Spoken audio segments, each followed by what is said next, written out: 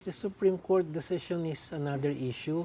We will abide with whatever would be the decision of the court, but in the meantime, life has to go on.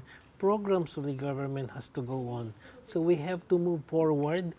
Of course, later on, whatever would be the decision of the Supreme Court, the LTFRB would have to defer and obey whatever is that decision. So you'll take that as it comes. Pero for now, tuloy pa rin sa Feb 1. Yes. Dapat May I remind you that what is the program right now is not the phasing out of the jeepneys, contrary to what is being shown in the media right now.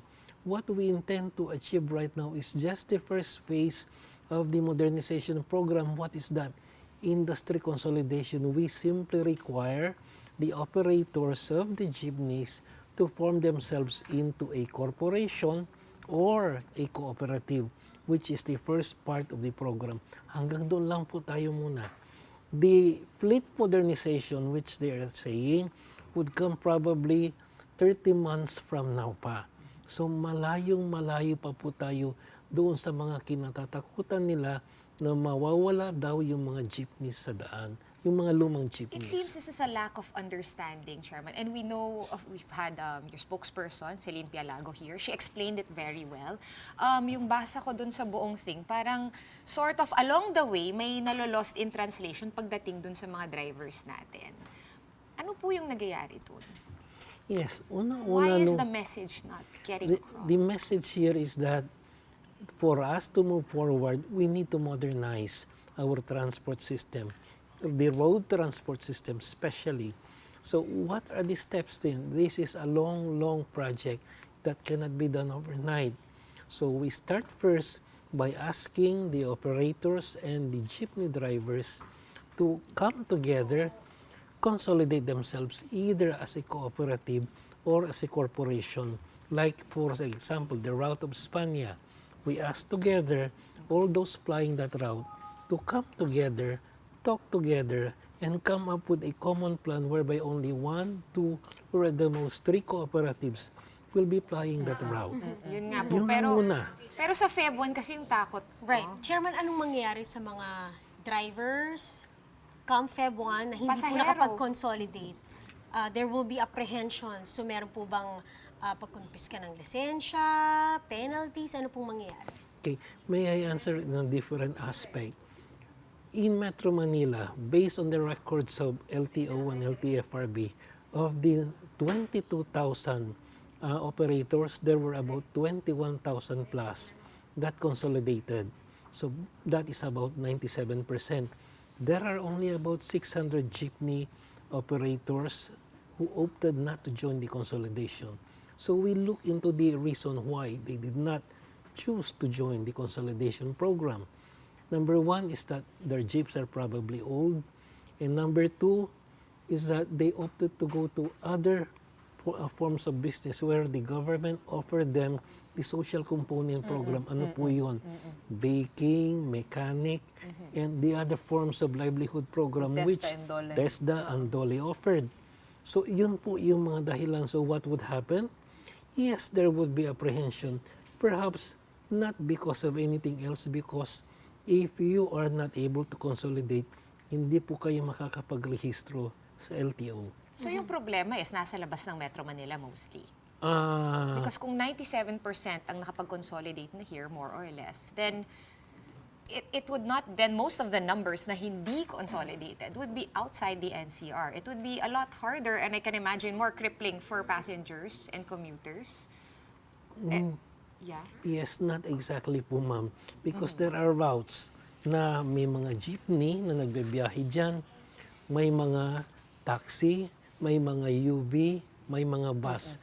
So, of this 76% nationwide rate, meron pong a little bit like 24% na vacuum, and this can be easily filled up by the other modes of transportation. In Metro Manila, other than the buses, the UV, we have the railway system. Sa probinsya naman po, those that fail to consolidate, ang dami pong tricycle, ang dami pong UV, at saka marami pong buses. So, you can hardly feel, if at all you will feel, the How do we vacuum. identify which jeepneys have consolidated and which have not? Yung sticker system po, tama po ba? Yes. Mabibigay po ba yun sa lahat by February 1? No, not yet. Initially, by February 1, we'll go and slow on them. We will just go on random checking of the jeepneys. But as time goes on, every time they would renew their registration, we will now require them to come up with a sticker.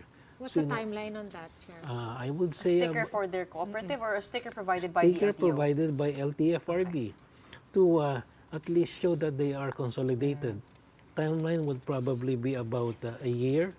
By then, pag nakita na namin, alam na namin if you have joined the modernization program of the Wait, government. nababanggit po ninyo kanina 30 months before fleet modernization. Yes, that's Pagdating true. po ng 30 months, what is expected of these cooperatives in terms of their fleet? Okay.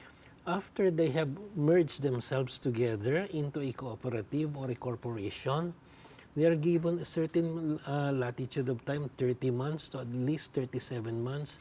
Then we will require them to gradually change their old traditional jeepneys to the modernized jeepneys that we have right now. But make no mistake, when you say the modernized jeepney, hindi lang po ito yung puti na nakikita nyo. Right now, we have new jeepneys approved under the Philippine National Standard. They look traditional, but they conform with the Philippine National Standards. In what way? Ang babaan sa kaliwa, mataas yung sa bandang dulo, and then these are air-conditioned jeepneys with Wi-Fi. Wi-Fi. And PWD access. Of course. Meron ho tayong upuan doon, especially for those who have wheelchair.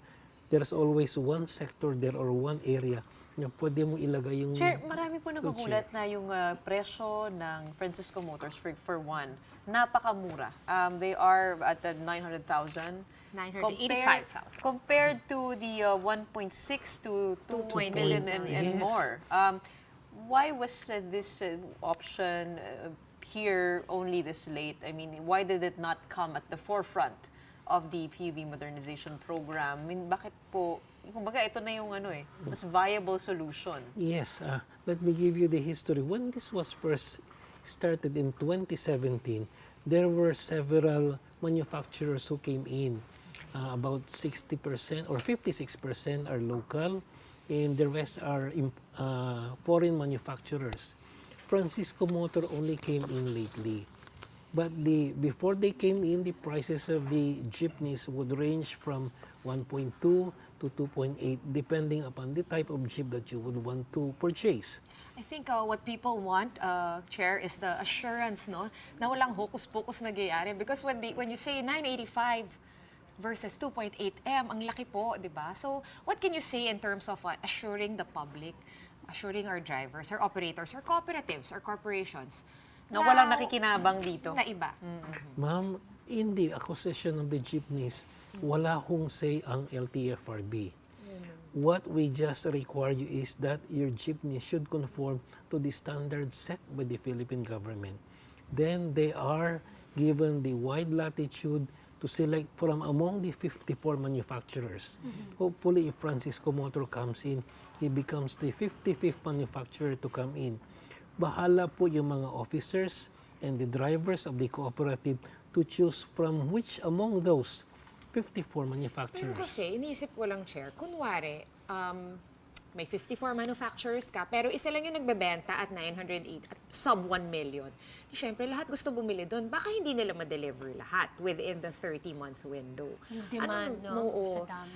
Meron po ba tayong tax breaks for manufacturers na local or, I don't know, some sort of I'm program? not so much aware of the tax breaks. I think that has to be answered by the Department of Finance. But I understand, yes, there are tax breaks given to local manufacturers, not only of jeepneys or motor vehicles, but for other products.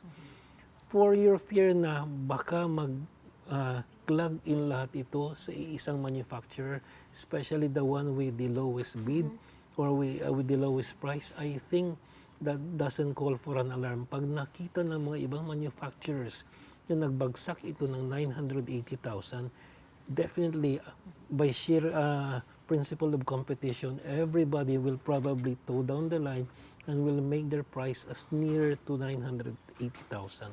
That is where the competition comes in. Chairman, meron din bang possibility na magkaroon ng parang effect, let's say, sa presyo ng pamasahe? Dahil hindi na kasing dami ng dati na pumapasadang jeepney ang masasakyan ngayon ng mga kababayan natin. Is that something that you are looking into or seeing, down the line? We do not see that. Number one, as I was telling you, in certain routes, may mga jeep na pumapasada for a shorter route. And may mga jeepney that also covers that on a longer route na dinadaanan yung short route na yon. Then there is bus, there is UV. So there would not be a shortage in the motor vehicles.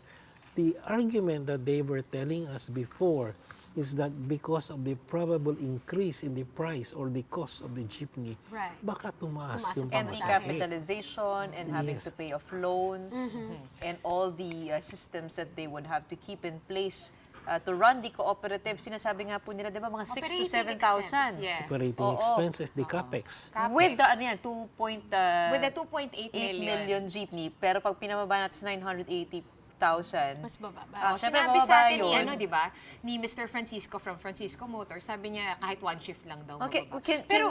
can you assure us that the fares will remain as they are at 15 and 13 pesos? There is on the matter of assurance, yes. Let's look into the empirical data. Modernization started in 2017. There were modernized jeepneys that started then. The price for the fare is only 11 pesos then. Right now, it's 14 or 13 pesos, 6 years thereafter. If the cost really of the jeepney would affect the fare, then by now it would not only be 16 pesos. It would have been more. But look into the data, 4 na piso lang ang tinaas. Number 2, before they can even do that, they will have to pass through LTFRB. And we have to May consult regulator naman. NEDA. We regulate the price. And number 3, right now, because these are modernized jeepneys, the assumption in the study is that they are more profitable than the old ones. Why? In a certain route, for example, there are sample lang 20 jeepneys. Based on study, that can be serviced only by 15. So we limit the number of jeepneys to 15. This is just a hypothetical case. These 15 can generate more profit than 20. Number 2, nung una kasi, one operator, one driver, nag-uunahan yan sa daan. In a modernized system, ang pagbibiyahe niyan is like the bus. May una, after a few minutes, may susunod. Ensuring that every jeepney gets the maximum number of passengers, thereby ensuring maximum profit for the jeepneys. So tumataas ang kita and there would be less of them in the market. So mataas therefore yung kanilang profit in return. So that would keep then the cost. That would keep then the operating cost.